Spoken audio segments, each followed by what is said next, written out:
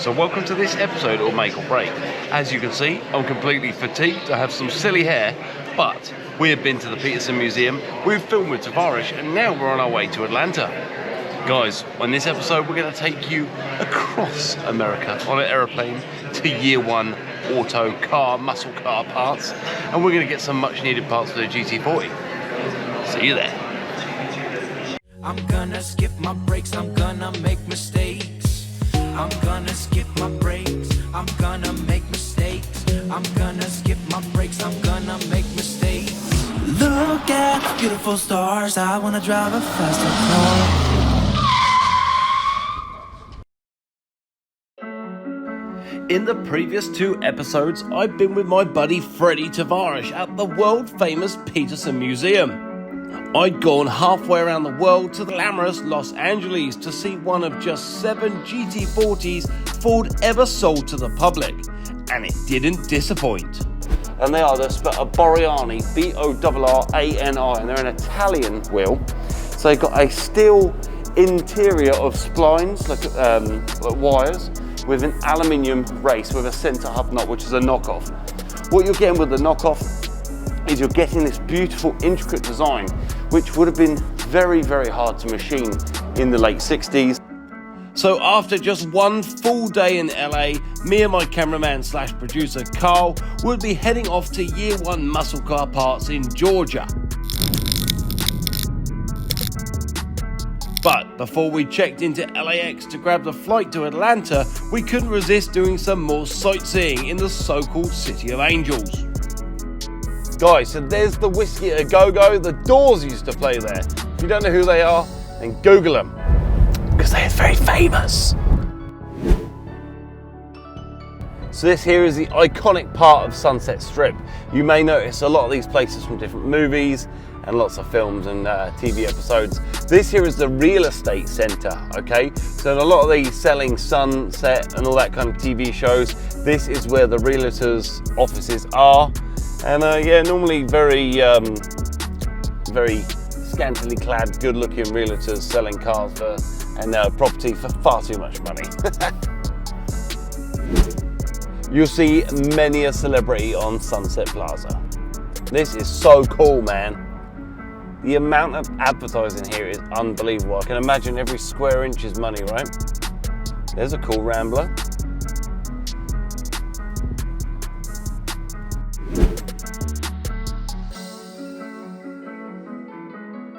Okay, so there's a Comedy Store. So a lot of the Saturday Night Live crew have all played there. I mean, just look at the names on there. The Smooth Brothers, Dave Chappelle. I mean, that's just about as cool. Eddie Murphy, Russell Brand. Freaking hell, man. The names in that place are just unbelievable. I wonder who's playing tonight. 365 days a year, baby.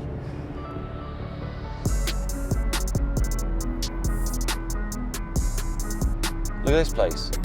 Wow, look at that. The Saddle Ranch. That is so cool. And then we've got the iconic Carney's Express, which is the train which you can actually have food in that, which is amazing. Like probably a little restaurant inside a train carriage in the middle of LA. Look, cool little Ford Econoline with airbrushing down the side. Man, this place is just so cool.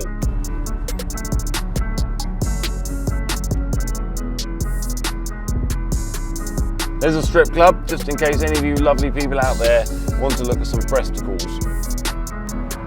Unless they might. We never do that, no. We never do anything like that. We're respectful. There's some more breasticles. There's some more breasticles. We then headed out to Malibu, where some of the super rich live. Remember 2.5 Men? That was set in Malibu. We cruised the Pacific Coast Highway north with the Pacific on our left. After a beautiful day, the evening was shaping up to be the same. Okay, so we just pulled off the Pacific Coast Highway and we're heading up into the canyons.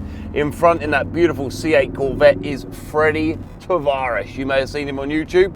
And we're gonna go and play with a Corvette in the mountains. My silly hair sometimes does pay off in the most peculiar of ways.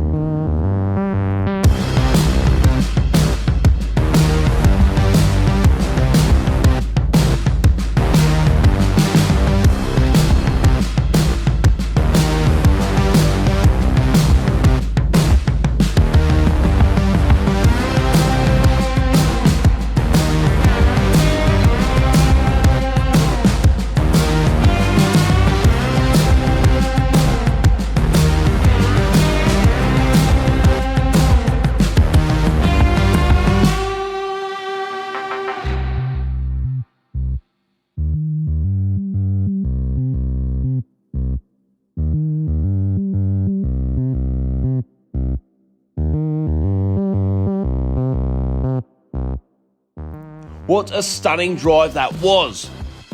Keep an eye out for Tavarish's episode where he appraises the Corvette C8. We think you'll love it. Let's just go back uphill. Yeah. And see what happens. Just feel it the other way. It's a whole lot of different feeling going uphill, right? Oh yeah. And what's great is that this is a dual clutch transmission. It's not, you know, some automatic or some semi-automatic thing. Okay. This is a true dual clutch made by the same people that made the old manuals. Wow, okay. Yeah. We departed LAX at 10 p.m. local time, roughly the time we'd arrived at LAX the night before. Cole's shoulder is surprisingly comfortable, you know. We had done so much in LA in such a short space of time, we were very tired. But after the wild west of LA, it was time to visit the south. We had flown to Atlanta to reconnect with some very special people in Brazelton, just north of the city. So 2019, we built the NASCharger. We drove it from Lincoln, Nebraska, 1,500 miles to the Amazing SEMA show. But the car wouldn't have been what it was if it wasn't for the amazing guys at YearOne. And if you think 2019 feels like yesterday to me, but COVID got in the way and 2 years have flown by. We can now come back into the United States, and one of my first trips out here was back to YearOne. I want to see how things have moved forward, how the brand has progressed, and just see what more items they have in their inventory. Straight away, I'm getting a little bit excited. Pat's here with me today, and we flew in today to see you. And hey, Sam. You're Welcome. impressing me as always. You know. Well, thank you, thank you. We're just living the dream here with American Muscle Cars. How's everything going? Family good? Oh, everything's Business just going great. well? Business has been great the last couple of years. We just wish we could get parts faster for our customers. It's been kind of an interesting time as far as trying to do fulfillment, but everybody's been really good about it overall, and we're just knocking it out of the park. Do you find that people are sat at home working on their cars and just getting on the internet and just buying away? They're using their what they call the checks over here. They you know, their goodwill check from the government. We're not going to get political. They're investing in their builds, you know. Yeah, and the most important thing is the American dream was built on the muscle car, right? Oh yeah. So exactly. keeping those on the road. They have a little more time on their hands, so they're devoting it into their cars and living the dream. So, Exactly. we're excited to be a part of that with all our customers. So what's changed? Obviously the place looks like you've got a few more things on the shelf. You've got another car in here, a nice IROC Z, which is cool as hell. You've got some cool stuff in here. Well, thank you, thank you. For the U.S. guys, the Z28, Z for the Yep. UK and the Canadians and whatnot. And What stuff. was So, it? We invented the language and you guys perfected it, right? Yeah, and then we put the Southern spin on it. Yeah, they made it real authentic. Yeah. That's So cool, yeah. straight away, we're looking at the new badges here. Yeah, this is something new. Since y'all were here last time, we have actually gone in and reproduced here in the USA all our Plymouth and Dodge, Chrysler, Mopar, however you want to call it, emblems, and stepped up the quality in them and stuff, and they've been a big hit with us. And this is just a sampling. This is one of the boards we take to the shows, and we got more on the other side. But yeah, we're real excited about them and Finish everything. is So, unbelievable, isn't it? Because normally what you get from reproduction badges, you get blistering, you get imperfections, and you get areas in which you can see where the molding, Yeah. you know, was laid in. But what you're finding with these is, I don't really see how they could be any different to be an OE, because the quality seems to be perfect. Even, you know, down to the spacing between the letters seems to be so accurate. well, that and the time we took with the color, get the color correct and everything, we put a lot of time and effort into it, and it's really paying off, and we're just really proud to be able to bring those to the market and up the quality that's been available from a long time to now. Carl collected a few of these badges for his 70 Charger restoration, which you can view on his channel Talk American. I'll put a link in the description under this episode.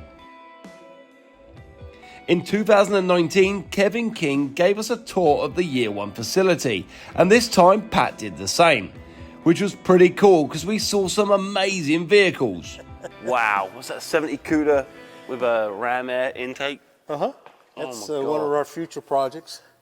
My God. And this was a really famous car that YearOne built that was this used in a film as well? It's probably one of the most iconic film vehicles over the last 20 years or so. This is something we did in the early 2000s, And I guess we were one of the first people to actually put a late model drivetrain, an LS drivetrain, in an early model sheet metal. And this was our president's dream car to build. And it was such a big hit, we kind of used it as a platform to develop and bring other parts to market. So we actually did a fourth gen scaled hood setup, but we proportionally made it bigger to fit the 69 hood. Yep. So carry that iconic symbol forward. And then of course we did the houndstooth interior, but we do that in the seat covers that'll fit a fourth gen Camaro seat. So you could put a later model seat for more comfort and have the more flexibility as far as adjustments in the seat, but still have that iconic look. We also took the 69.5 Pontiac Trans Am spoiler to make something a little different. Made it fit perfectly. And made it fit a little differently for the Camaro, but if somebody wanted something a little different as far as the rear spoiler goes.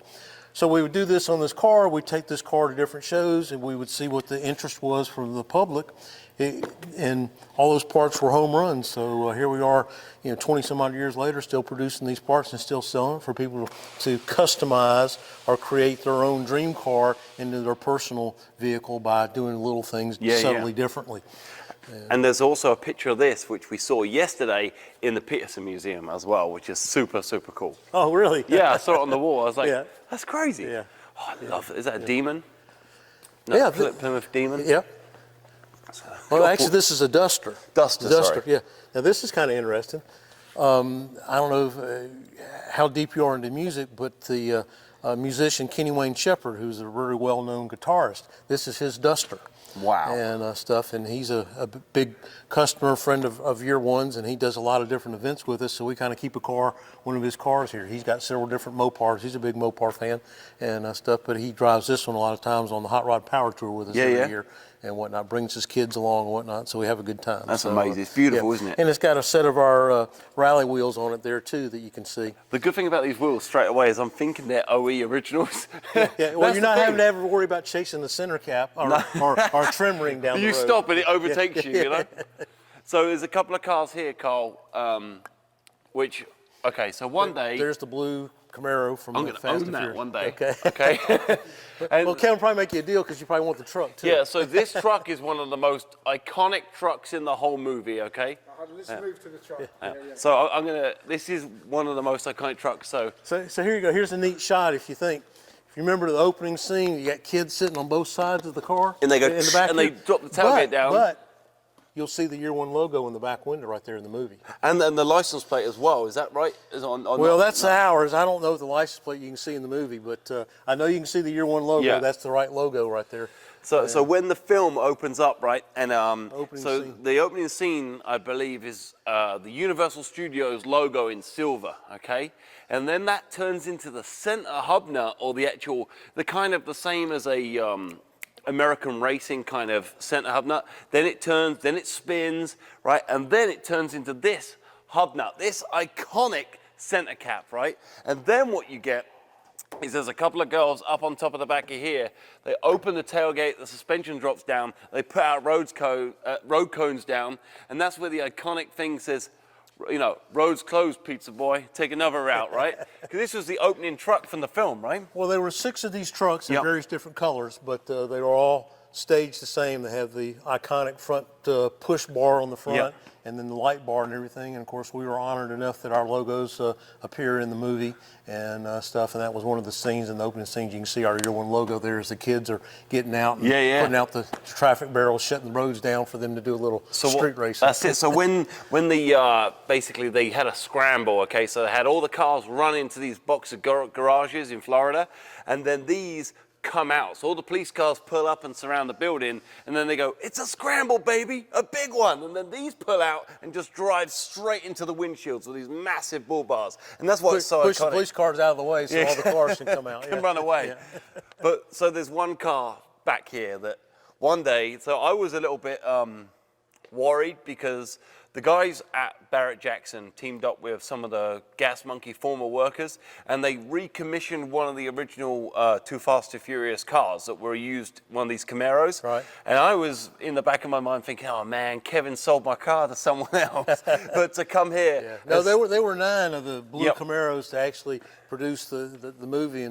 And what's so neat, and I think your hardcore car people can see it. Yep. Is when the directors get excited and as they're going along and they keep changing the script and Yep. adding different things or whatnot. So, originally the car jump onto the yacht wasn't part of the original script, but that became a part of it, and this was actually the car they used and picked it up by the back end, crunched the front end to make it look like it made the jump. So this was placed on top of the yacht for that last scene. So this is one of the 9, and this was the one that was on top of the yacht in that final scene. There's a reason that I want to buy this car, and it's not just because of my love for the movies or Paul Walker or the genre, is that this is one of the first real feelings I had with my dad. Okay, so I went to watch all of the Fast and Furious films with my dad, and my dad is the best. If I could ever be as good as my dad, I know I've made it, right? And this car, I remember sitting in the movie with my dad, and my dad going, "Ugh," and cringing because this is like one of our favorite cars. You have the Challenger, which they go, they eject the passenger seat and he falls in the river, and then this car hits the top of the boat. And I could see my dad sort of clench, like, oh my God, they ruined a muscle car, right? And this car here would be like, in my opinion, the best retirement project for me and my dad. Like if he ever comes to sell it, if he could give me first refusal, Let's I'd call appreciate it a career change instead of retirement. That's it. You change your career to that. And that's interesting you bring up about the movies, because I can remember as a child growing up, and two of the iconic car movies was the Steve McQueen Bullet. Yeah. And then Grand Prix.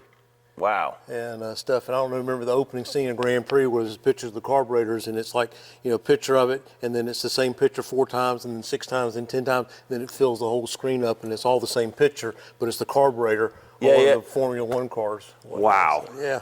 It's funny, like these films that really basically force you into your life. In a way, people, you grow up at high school and stuff, and they want to put you in a mold. You have to go work at Walmart, you have to go work at Asda, you have to be a mathematician, you have to be an accountant, or you have to be a policeman. No one tells you that you can throw that rule book in the bin, and if you've got enough drive and passion, you can do anything you want, right? And that's I'll add that to the class list. Car enthusiast.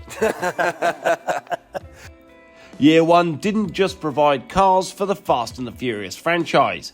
They did many other movies as well, as Kevin explained to us before. But YearOne are also famous for working with the late great Burt Reynolds, as they partnered up to update the iconic Bandit Trans Am. So we just had to take a look at their input on this iconic black beauty.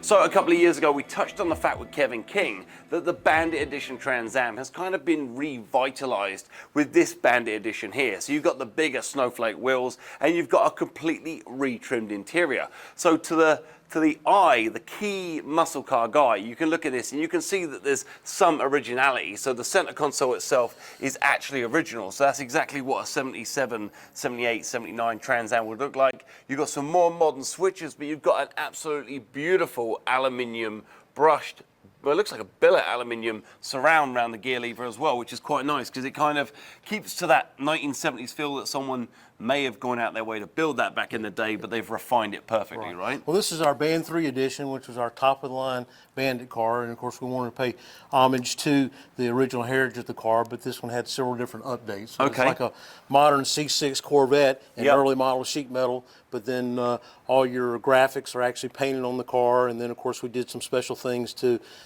promote it as being a special edition, like the door panels that we invested into and made those custom. And these are like the engine turn. To match the dash. Exactly. Exactly. So and that's beautiful because even the swirl pattern and the diameter is perfectly in line with the dash, which is very hard to get. Well, this is a very expensive car that Burt was involved in, and we built several of these for the people that just had to have one. And so we're very honored, and it's been a big hit. This particular one was the first one that has been seen on all the different television shows. It's done several of the hot rod power tours, cross-country events, and so on and so forth. And as people know, YearOne, we're about getting the cars out and having fun, so we've had lots of fun with the cars and whatnot. And then one of the big things that we did that's been very successful for us is making the snowflake wheel, the iconic snowflake wheel, into larger diameters. And I've got some new ones over here, and you guys will probably be one of the first ones to hear about our latest edition that we'll talk about here in just a minute. But hang on a minute. So how can you improve on something this good? So we got an 18-inch wheel here, right? And that's a billet rim, Or is that a billet rim Yep, with a CNC that's center, yes, right? billet wheel, and that's a 18 by 12 there. The car's been mini tubbed to handle the wider wheels and tires and the larger brakes. Okay, so let me guess, right? So if there's anything the Americans can do, right, is make bigger is better, right, than anything else in the world. So the only way I can see you ever making this, I don't know how you could make this bigger though, because that's kind of cool, right? Yeah, well, yeah, exactly. But as people keep going bigger brakes because they're going faster and they need to stop in shorter distances, we've actually just now come out with a 19-inch and a cast, and the more economical version of a cast wheel versus the billet wheels. So we've got 19s that will be available later this year. You're getting me excited now. We're going to have to go check that out. So we went from the 15-inch, which was the original size on the Bandit Trans Ams. Hang on, 2 seconds. So these you recognize that, huh? Yeah. So this is like Charger, Challenger. The six-pack setup. Six-pack. So that's, for people at home that don't know what a six-pack is, a six-pack is 3 separate carburetors that are 2 barrels. Is that correct? And you'd have them in the center, not like some of the other cars where the carburetors are staggered. These are in a straight line. They give you quite an aggressive look, and an elongated air cleaner here. So, and they're available in both orange or black. Yep. And they've been very hard to come by, and we've actually brought these back out as a reproduction piece that's now available. I've never seen a reproduction air cleaner like this. You know, normally people just put a circle one in and modify it or glue it or do whatever they can. Yeah, some people probably got pretty creative there until these became available again on the market. So, yeah. Sorry, I got a bit sidetracked there. That's all right. That's all right. But, wonderful. So the original 70 Charger fuel cap, 68, 69, 70 Gen 2, which is really, really cool. Yeah. One other little thing too we've done is these battery toppers to mimic your original battery, but goes over a late model battery, so you can have the look of an original early style battery or whatnot. And you can see down here where you can either get the different colored caps or whatnot and stuff. So what people don't understand, okay, is most of the batteries now are called like an AGM battery. So they're like a solid state gel battery, and you don't have the opportunity to be able to sort of adjust the levels and top up the acid like you used to be able to do, or the distilled water. So what this is, basically, you don't have these caps on a new modern battery. So this is what you'd normally release, and then we top up the water just to cover up the lead fins.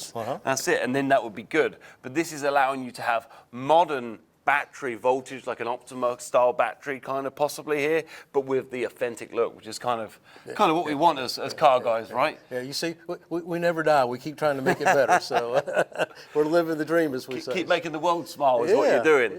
Yeah. Right, hang on. So this is kind of the progression there. You got the original 15-inch Snowflake, which came on the Firebirds back in the day. And then for the last several years, we upped it to a 17-inch. And of course available in the different colors. But this is the newest thing is people got larger brakes. Yeah. We've actually now just introducing in the 19-inch. So a couple of things I'm noticing straight away. So on the early rims, you could imagine that the face that you see here would have probably gone completely straight flat back. Well, actually you had a 17-inch wide, and then you had an 8-inch, which was a WS6 option back in the day of the 15-inch. Now we do the 17 by 9s or 17 by 8-inch wide, and then of course this is a 9. And this is a one-piece rim. It's a cast. Okay, Yep. So spin it around. So what I'm trying to say is, so although the face of the rim, okay, looks like you've got an elongation, you've actually got probably another ½ an inch in here to give you the optimum space to go even bigger, like you said, which is to clear the brake calipers and when people are building and modifying cars, you know, people are always putting bigger engines, more horsepower, and you know, with this kind of stuff, these people at home are going to town on modifying and making these cars as fast as they can, putting the biggest engines, but people don't remember that, you know, for matched performance, you need matched braking. And if you're going to put 5,000-6,000 horsepower in a car, to get the brakes you need to stop, they ain't going to fit in that, are they? No. so unless you're going to have a lot more runoff space. That's it. But you know, what I love about YearOne is that not only do you build stuff that is authentic to the style and the nostalgia of the car, but you build it in such a way that allows the modern times to progress. A lot of people will be stuck in their way and be like, hey, don't fix something that ain't broken. But it's not about being broken. It's about how could this car have performed and been built if it was done today, right? Is you want to improve and bring newer technology forward, but also too you want to still keep it to where it pays patronage to what it originally was and whatnot. Which is important. Yeah. And of course you see we're a bunch of car guys living the dream. So you know what you just talked about, taking it forward to modern. This is another new one that we've just introduced here. This is the iconic Mopar Rally wheel. But we've made this to actually fit your late model 2010 and newer Chargers, Challengers, and 300s. Wow. And, So what I'm noticing straight away is, so the rally wheel will be comprised of a dog dish kind of style hubcap in the middle, a stainless steel rim around the outside. Then what you'd have in the middle is like a flat satin kind of style or a painted gloss silver middle. So you'd have 3 different kind of textures, wouldn't you, on like the face of the wheel? But what you notice in here is this polished aluminum or alloy, aluminium, or whatever wheel, you know, the rim is so well polished that you could actually really imagine just grabbing hold of this and popping it out, you know, and that is fantastic because you're getting that original feeling. This is in a modern size now. It's a 20-inch. Yeah. So you have lots of tire choices depending upon what your application is or what you're wanting to do. Or, you know, somebody might say, well, you know, hey, I want to change it up. So you have an extra set of wheels, you change it up. So for the summertime, you run some summer tires and put it on your new Challenger or Charger or whatnot and enjoy it. But then wintertime comes around, and if it's your driver, you put your OE wheels you back throw on. them back on. Yeah. You know. And a lot of people nowadays, that people finance cars, okay, or they lease cars monthly, you know. And there's no reason why, you know, you got to protect that car's entirety as you own the car or lease the car. And sometimes people would like to throw these wheels on it to give them their, you know, their kind of mark on the car, you know? Their personality, exactly. make it personalized. But when the car goes back after 3 years or whatever they want to do, they can take these wheels back off and they have a residual value that is, you know, they can put on their next Mopar or, you know, whatever they want to do. And that's really important because this has got my, all the hairs on my arms have stood up because a little bit of a secret which I haven't told you, but about 2 months ago, there was this little ad that came up on Facebook Marketplace, which is kind of, nowadays, it's like going around looking through people's driveways and trying to find barn finds. You just keep an eye in the background on photos, right? And this picture turned up of this old Honda in the UK, but in the background was a Plymouth Cuda, right? Okay. I looked at it, and it looked pretty rough, and I messaged the guy, hey, man, you got a 70 Cuda back there. What are you doing with that? And he said, oh, well, I don't really want to sell it. It was my dad's. We bought it years ago and never got round to it. And I said, what do you want for it? He's like, oh, I want £15,000, which is like 20,000 bucks. So we turned up, we looked around the car, and the floors were solid. And, you know, if anything about Mopars, we know the floors are their weakness, right? Rust was their friend. That's it. Not our friend, but Mopar loves it. They just gobble it up. And the rear quarter panel has been welded on, but not very well, so we've got to do some repairs there. In the end, the guy was like, you know what, just take it. We bought it for him for £7,000, like $10,000. Yeah. Turned out to be a 340 4-speed original Cuda. Yeah, so we've got a 70 Cuda, which these wheels in the original kind of rally style would be the iconic feel and look to the car. So if you want to go down the route of making it a little bit more modern and dropping that car to the floor and, you know, making it a bit more modern and aggressive, this is what you throw on it. Well, we've got these actually in a 17-inch to fit the early model cars, so we'll talk about that project when you get to it. I then discovered Pat and YearOne have my back, and I'm eternally grateful.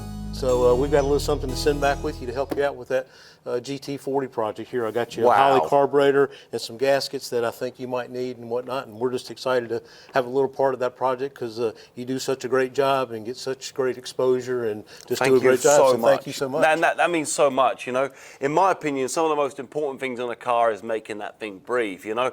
To the non-mechanic out there, you need to have suction, suck, squeeze, bang, blow, right? But the most important thing is getting that fuel into that engine, making sure it's, you know, distributed nicely. And Holly have always done that well, right? Holly have always gone above and beyond. And to have this sat on top of my my GT40 is look, this place breaks me as a human being. I walk in here and I get so excited, but that is an absolute honor. And basically, when you know, we put this carburetor on the car and make it raw for the first time, I'll make sure that we send you the first video and a big thank you. Well, that'd be awesome. We're glad we'd be able to do a little something with that. Thank Because at you. the end of the day, it's the drivetrain. So whether it's in a Mustang or a GT40, it's all about it. So It's we're going to be a excited special build. You Excited know? to be a part of that and whatnot and stuff. And then I'm just looking forward to your next visit and what's next on the list. That's it. I mean, this GT40 I've been after since 2012. Oh, wow. A gentleman called Ivan, very, very amazing engineer, developed and built this car in his own garage, like most of these amazing car guys do. And basically, back in the day, Kevin Atwell, who was one of the guys that used to work for Ford, he got apprehended by Ford themselves and says, hey, we got a Mark II real Le Mans car that has been damaged, and he was a fiberglass expert. And he said, we need you to come and repair the bodywork on this car. Well, Kevin Atwell actually worked with Ford and said, hey, I don't mind doing that for you, but I want to take a mold of the whole car, all right? And they're like, sure. So my car is actually taken from the real mold of a Mark III GT40, which is only 7 of in the world. Wow. So, you know, this is a big deal for me. It's about giving the car the kudos it deserves and making it as special as Bringing it back into the limelight and let people enjoy it. Yeah, and that's with your awesome. parts, that's really going to help. So straight away, we're talking here about the amazing carburetor and gaskets that YearOne have donated to the GT40 project, okay? And then as we step back, you said, hey man, let me show you a little something. And this is an omen, okay? If it's meant to be, it was meant to be today, but look at what... So Sam, I got a little something. You're very well versed in this GT40, but hey, you never can have too much information. So on behalf of YearOne, I'd like to present you, let you take that home. There's some reading material on your way home. Wow. And hopefully maybe there'll be some more iconic information in there that you can share with all your viewers. And as a modern man, okay, I have lost my touch with reading, okay? Probably the last book I read was probably at school when I was 16 or 17 years old. And I can assure you, I'm gonna read this back to back, or front to back, shall we say. And it is truly an honor. Would you do me the honor in signing this book for me? Well, I'll be glad to if That'd you be want amazing. to, whatnot and stuff. You, So yeah, you're that'd just be making awesome. my day more and more special. Thank you man, so it's much. just one car guy and another guy just helping one another out. Quick reminder, hit that subscribe button, the like button, and then the bell button, so you get alerts when we release new episodes, and follow us on social media too for extra stuff and more alerts about videos we're releasing, which at the moment is every Sunday and the odd Wednesday too. Bye for now.